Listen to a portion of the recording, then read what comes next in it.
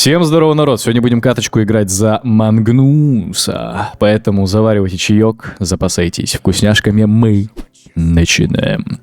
Играем на тройке. Нынче Магнус — это очень метовое животное такое, знаете, и на миди стоит, и на керри его берут. Ну, сегодня будем играть за троечку. Билд немножечко видоизменяется в зависимости от роли, но в целом можно собираться как вам нравится, как угодно. Вот, когда играете на тройке, довольно приятно купить себе брейсер ради плотности, регена хпшки и нулик, чтобы у вас мана регенилась. На тройке, например, на керрич, когда вы играете, можно покупать бенд плюс нулик, потому что вам не так важен реген, вы берете себе еще мом, и вот за счет этого так вот флексите начальными предметами. Короче, играем за троечку, поэтому у меня будет просто ПТшка, брейсер, нулик, и дальше уже как пойдет. Сейчас дуэль рейнджевиков, очень важно ее выиграть. Через шоквейв забираем вражеского крипса, через тычку дынаем союзного. Legendary play, легенда, фантомка уже в тильте. На самом деле очень бездарно. Он тут крипа своего отдал.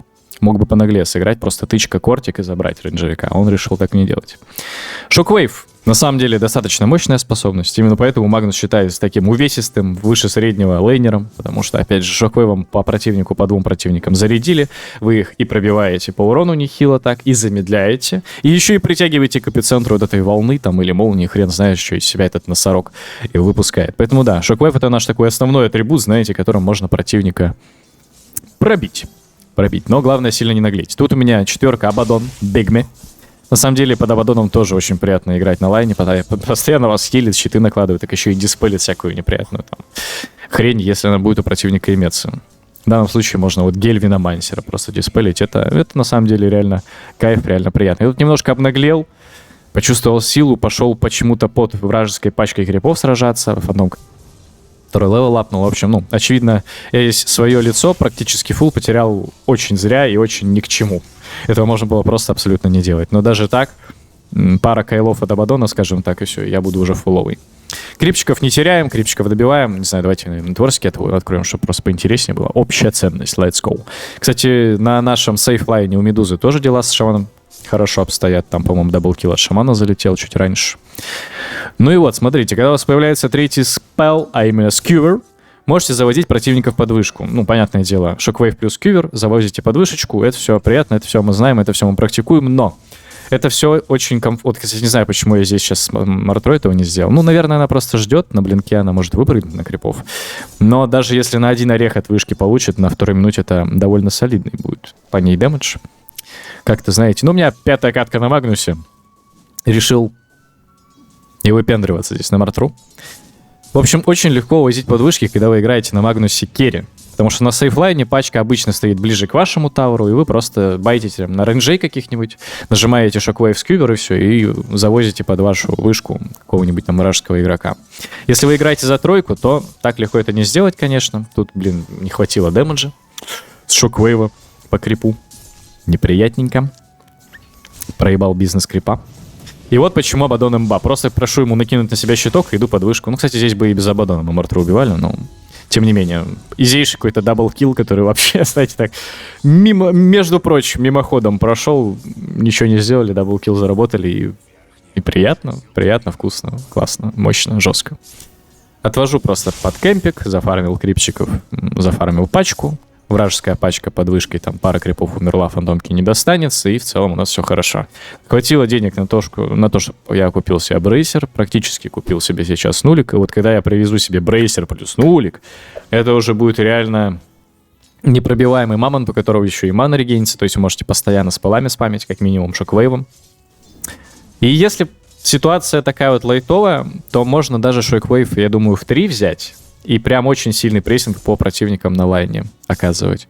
Если понимаете, что не все так радужно, иногда хочется там эти кемпики подбить, то тогда, очевидно, качаем себе второй спелл дополнительно. Вот здесь красивенько сделал. Просто западал фантомку, не дал ей вотус заколлектить. Еще бы шокоем попадать. Но я говорю, пятая катка на Магнусе. На самом деле герой не очень сложный концептуально, но вот на практике не все так радужно. Иногда можете вот зафакапиться, если опыта какого-то нету, если еще не придрочились к кнопкам.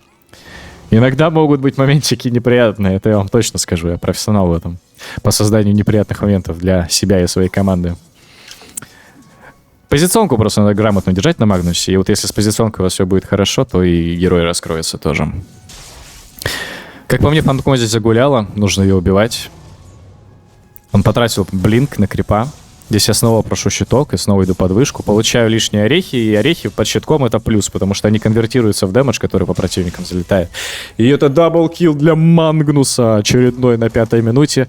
2600 нетворса, максимально какие-то фришки попались. Ну там Виномансер какой-то странный. Он играет через змеек, но при этом он не лесной. А у меня есть гайд на лесного Виномансера, ссылочка в описании, вот в подсказке вам, как правильно играть за легенду, как не руинить катки, а именно вот побеждать за лесного веника, как это нужно делать. Вот пацанчик играет, короче, через змейки, и при этом не через лес. Довольно странно.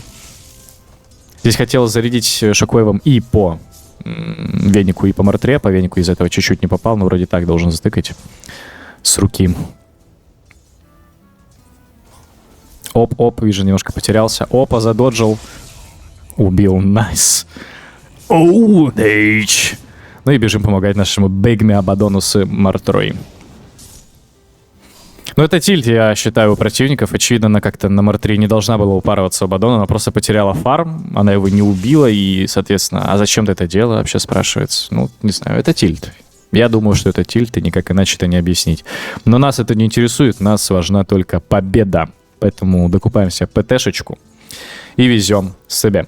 Значит, по поводу артефактов, да. Ну, есть на самом деле множество сборок. Можно играть и через саблю, гарпун. Можно играть через шард плюс Кая с Яшей. Можно играть через мом. Ну, это обычно керри, да, так и собирается. Вы собираете себе сначала мом, потом собираете себе саблю, гарпун, БКБ, допустим, Сашу Яшу какую-нибудь. Вот это керри. Керри-сборка. На тройке можно выходить в фастовый блинк, например, если понимаете, что у вашей тимы дэмэджа хватит, и вам особо в дэмэдж идти не нужно. Просто покупайте себе фастовый блинк. Вот я здесь также, по-моему, решил сделать, да. Чисто себе купил брейсер нулик. Сейчас себе собрал, соответственно, ПТшечку. Стики апнул и фармлю чисто на блинк фастовый. Ну, как фастовый. В общем, достаточно быстрый блинк. Еще в идеале себе, конечно, капли принести, чтобы мана регенить еще больше. Вот, и фармить на блинк.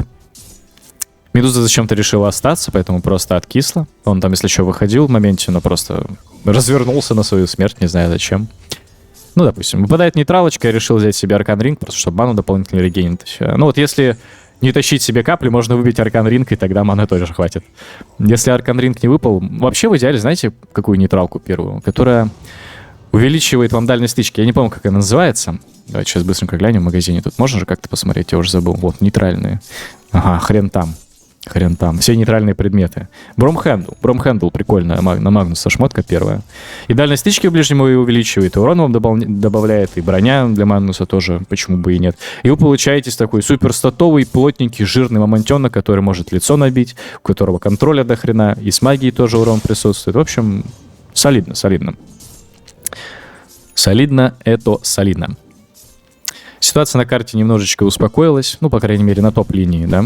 Я сломал вышку и понимаю, что можно здесь телепорт нажать под выход. Под бендузный выход. Стою в кустах, не палюсь. Жду какой-то активной игры от оппонентов. Но все, что я получил, это только дум в лицо. Я не знаю, они могли бы упороться, конечно, у моих тиммейтов. На этом ранге это происходит. Кстати, играем на титянах. Новоиспеченных. Ну и, по сути, просто в меня дум нажали, ничего не получили. Такой, ладно, окей, допустим. Они ничего не приобрели, я ничего не потерял, все равно сверху вышка, конечно, была сломана, но можно было остаться и фармить себе там кэмпы дальше, вот эти вот мелкие. То есть можно было фармить этот кэмп, два маленьких, и выходить пачку тоже мимоходом зафармливать. Но вот я решил телепорт на низ нажать, чтобы мы медузу не убили, если в случае...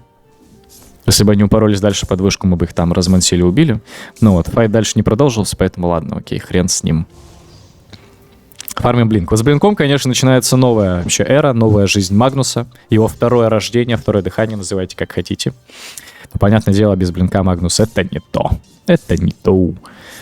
Если играете на Магнусе саппорте на четверке, пятерке, можете собирать сначала форстав, потом блинк. И вы и тиммейтов можете сейвить форсом. И себе мобильности добавляете в случае чего.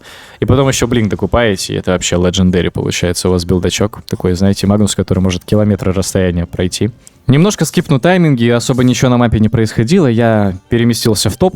Опять же, решил по своему плану фармить 2 маленьких кемпа сверху, забирать пачку, уходить там на еще нижние кемпы, купил себе блинк. И просто жду момента. У меня челы куда-то слишком сильно давят, безвиженно идут, умирают. И вот я вижу Магнуса, вижу Дума, которого можно в целом бесплатно забрать. Поэтому блинк, РПшечка, везем подвышку и забираем. В целом, почему бы и нет? РП потратить в одного героя — это не всегда плохо. Уже давно ушли те времена, когда, типа, знаете, ультимейт потратить на одного противника. Такой массовый ультимейт — это плохая игра, плохой плей, это уже не то. И, кстати, еще и Виношмунтер подставляется под горячую руку. Под горячий бивень! Поняли? И умираем. Оформляем даблкилл для Медузы. Чисто в соло засетапленные 2 килла. И, очевидно, для моего тиммейта это не может не быть приятной игровой ситуацией. Не забываем фармить. Опять же, просто нажимаем Empower, фармим. Если рядом с вами керрич, подходим на него, тоже нажимаем Empower. И почему я здесь не пошел в damage билд? Потому что у меня имеется Медуза. В целом у Медузы дэмэджа должно быть много, должно хватать. И вместе с вайдом, по сути, дэмэджа по противникам хватит 100%. И все, что мне нужно здесь сделать, это не дать им умереть, добавить контроля в нашу тиму. Поэтому я решил тоже не упарываться, прям, знаете, в дэмэдж с руки там и через быстрый блинк сыграть, потом купить себе шард, загрейдить Каю, Яшу, купить БКБшечку. Хотя, возможно, БКБ здесь не то, чтобы нужно. Я потом, наверное, передумаю, куплю здесь просто линку. Как будто бы от БКБ здесь смысла особого нет.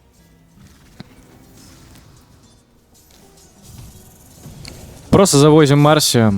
Еще один сетап килла. Все выглядит довольно просто. И опять же, ну, все лайны были нами выиграны. Еще один скип тайминга. 22,5 минута. Ну, просто бегали по карте, убивали врагов под кнопки, там, под РП и так далее. Сейчас нажали.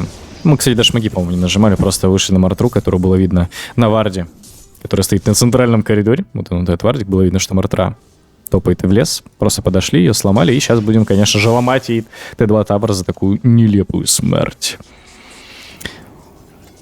РП не нажимаем просто так, вот как сейчас в моменте, например, по сути, мы прыгнули в Мартру, ее захексила Раста наша союзная, и можно было, типа, чисто в теории нажать РП, чтобы, опять же, керрича убить 100%. Но нас там было 5, врагов было не видно, и РП решил засейвить. Казалось бы, довольно базовая вещь, что не нужно тратить кнопки просто так, но все-таки ваша кнопка слишком мощная, чтобы ее отдавать. 120 секунд кулдауна. Бывает, конечно, и дольше, но все равно неприятно 2 минуты бегать без вашей такой вот ультимативной, мощной кнопочки. Поскольку Мартру мы убили, кстати, она уже реснулась. Сейчас хочется как-то нам выйти в тройку, поставить там вижен, но опять же, видите, смоков у нас нет, и поэтому это может быть обречено на провал. Раста бежит в тройку, чейзит Мартредочку, она это все видит, и вражеская тима под смоками бежит к нам, ставит вижен. И сейчас будет неприятно. Нажимается, короче, Дум в моего Void Спирита. Я увожу противничков, нажимаю в них РП, и нету поддержки. Нету поддержки от тимы, потому что Медуза была снизу, Void, соответственно, был в Думе. И вот такой неприятный момент. Ну как неприятный? Двоих, кстати, получилось даже заберсить. Сейчас Дум, возможно, получится убить. Дум тоже умирает, нормально, остается только Мартредка. Умираю? Да, умираю только снайпера. И Мартра выживает. Сейчас Медузу тоже здесь разберут на запчасти, я так понимаю. Телепорта нет. Слишком рано, как по мне, тогда он нажал ультимейт. Зачем он ульту нажал? Он был сначала подраться. Когда бы в него прыгнула Мартрена, он должен был нажать ульту и уже пытаться убегать. Ну, кстати, что, отпускать, что ли? Нет, должны зачейзить, должны убить его здесь. Ну, раз-то байбекается, боже мой, что же будет в Legendary? Хватит ли возможностей? Хватит ли времени? Хватает времени, чтобы бить Марту, но Медуза все равно, очевидно, от снайпера умирает. Все, Расе нужно уйти, и все будет чики-пики более-менее. В целом, бай оправданный, наверное, да, нормально. Убил вражеского керрича, по сути, на халяву. Ну, такая вот ситуация неприятная, когда без смоков, без вижена куда-то идем. Пытаемся очень долго, глубоко чесить Мартру, которая, очевидно, уже убежала. Ну, в общем, смерть, вторая смерть, 11-0, 11-2-10, 25-я минута. Еще и Раста умирает. В общем, Рошанчика бы. Рошанчика. Еще один временной скиф. Значит, убили Рошана, заходим к ним ломать сторону, а Эгис имеется у нашей Медузы. Но залетает Дум в Void Спирита. На самом деле, Дум очень такой слабенький, потому что Void просто вышел.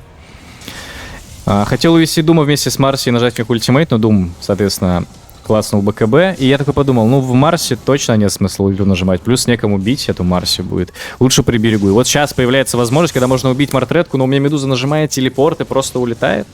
Он сейчас, если что, изи убивал Мартру, и мы бы уходили на ноге, а у Мартры осталось совсем чуть-чуть хпшки. Да.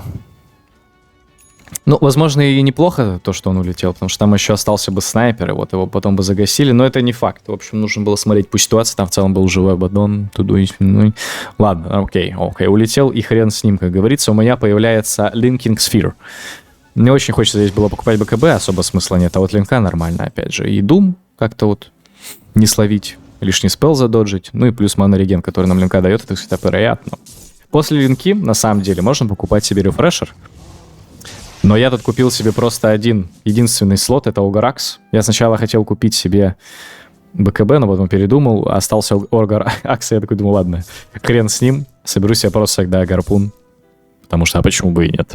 Но в идеале после линки нужно было просто собрать себе рефрешер. Еще один временной скип, народ. Ну, что могу поделать? Просто была очень пассивная стадия игры, когда мы ждали еще одного Рошана, дождались его, забрали, разменяли Аегис на сторону, туда-сюда, и просто тянули время, в общем, до... Ну, как, противники тянули время до нашего последнего захода. У меня появился и гарпун, и рефрешер, и еще себе таймлесс релик взял, чтобы просто дополнительные тайминги по станам с РПшки иметь. Сейчас можно лютый вообще флекс на самом-то деле навести, 2 РПшки. 2 РПшки! По таймлесс реликам. И еще и на рефрешере. Боже, god damn. На самом деле сейчас такая стадия игры, когда просто Медуза должна всех убить. У нее там, я не знаю, слотов миллион. И вот пошел врыв. Ждем своего момента. Стоим, чилим на щитке Абаддона. Ну, здесь в Марсе отдавать РП такое себе очень реально. ТПшится Doom. Дает в линку свой Doom. Я его РПшу, потом РПшу еще раз вместе с Мартрой. Ну и очевидно, здесь Медуза просто всех убивает. Рэмпейдж, они выкупаются. Будет последний бой, хотят дефать. Но, кстати, подставляется Мартретка. Без БКБшки. Очевидно, фидит. Туда же вслед за ней отправляется Doom. И сейчас снайпер также должен отправляться в таверну, потому что нас тут слишком много. Тройное буйство, тройной рэмпэдж для Медузы. Хит в конце произошел от вражеской тимы. И, конечно же, легендарная точка была поставлена в данном противостоянии нашей командой. Мангнус 13-4-26, хард линии. Вот так вот, народ, вот так вот.